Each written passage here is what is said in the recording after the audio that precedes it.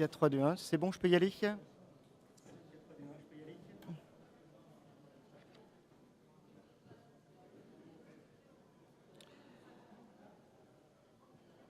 Retour ici au Mondial de l'Automobile avec notre invité toujours, Pierre Coppet, président de l'ASPHAL, association professionnelle des autoroutes et ouvrages routiers. Pierre Coppet, il y a une heure, on a parlé justement du coût de l'autoroute, l'argent que vous gagnez grâce aux clients qui empruntent vos réseaux. Cet argent, vous l'investissez et entretenir une autoroute, ça coûte cher. Oui, alors avant de le gagner, on commence par l'investir. Et le propre du modèle des concessions, c'est de requérir des sociétés capables d'investir plusieurs dizaines de milliards d'euros pour supporter l'investissement correspondant à la construction des ouvrages, à la charge de leur exploitation, à la charge de leur amortissement, à la charge de leur maintenance et de leur grosse réparation. Cela représente sur l'ensemble du secteur autoroutier concédé plusieurs dizaines de milliards d'euros et il faut sur un projet de concession parfois plusieurs années, il faut toujours plusieurs années, il faut parfois plusieurs dizaines d'années avant que la société ne parvienne à l'équilibre et ne devienne rentable. C'est en général à ce moment-là que les journalistes commencent à s'intéresser à nous et à nous interroger sur les tarifs autoroutiers. Les péages C'est-à-dire que les autoroutiers, autoroutes auxquelles vous réfléchissez actuellement, on pourra les emprunter dans une quinzaine, une vingtaine d'années?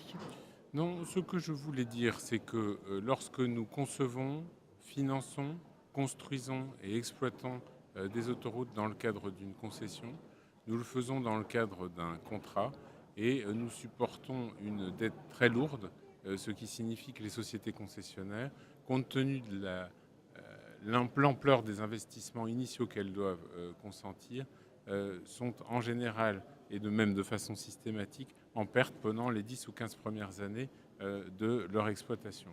Ce que vous soulignez, c'est que les projets ont une gestation lente et en effet, on constate que compte tenu des enquêtes publiques, des questions de tracé et de l'ensemble des procédures qui entourent la conception d'une autoroute, il y a en effet un très long délai entre la décision de faire une autoroute et le moment de sa mise en service.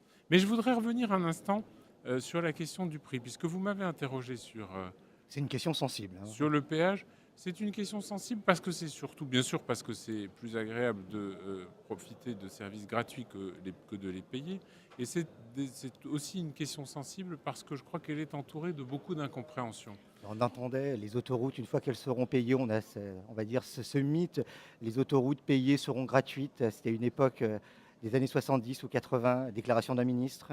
Oui, enfin moi j'ai pas souvenir de cette déclaration, mais ce qui est vrai, c'est que on a pu imaginer que la construction des autoroutes achevées se traduirait par la suppression des péages. C'était oublier que nous allions construire un réseau et qu'il faudrait près de 50 ans pour construire ce réseau, et que de dépenses d'amélioration en dépenses d'élargissement et que de nouvelles sections en nouveaux projets, c'est vrai que les concessions ont une croissance importante qui a justifié l'extension de leur durée jusqu'à 2030, 32 ou 33 aujourd'hui pour les plus proches, 2085 pour la fameuse concession de l'autoroute A86. Mais ce que je voudrais préciser, c'est que ces tarifs sont fixés dans le cadre des contrats, dans le cadre de l'équilibre économique que les concessionnaires négocient avec l'État concédant. Et cet équilibre économique, il prévoit à la fois un niveau de tarif et son niveau de progression sur la durée de la Mais concession. les prix augmentent plus vite que l'inflation, les prix des autoroutes ces Et dernières oui, années. les prix augmentent plus vite que l'inflation, comme le prévoyaient les contrats ou les contrats de plan qui ont ajouté des investissements supplémentaires, parce que ce sont les augmentations de tarifs qui financent les investissements. Je vous disais dans la première partie de l'émission que le secteur autoroutier concédé investit 2 milliards d'euros par an. Ces 2 milliards d'euros d'investissements supplémentaires, ils ont une contrepartie qui est dans le péage et dans le fait que les péages augmentent au-dessus de ce qu'il serait simplement s'il n'y avait pas d'investissement. S'il n'y avait pas d'investissement, les péages n'augmenteraient que de 70% de l'inflation. Compte tenu des investissements qui ont été consentis et qui continuent de l'être année après année, les investissements sont calés, les tarifs progresse à peu près au niveau de l'inflation. On est en pleine crise, on va dire, une crise qui touche également le secteur autoroutier.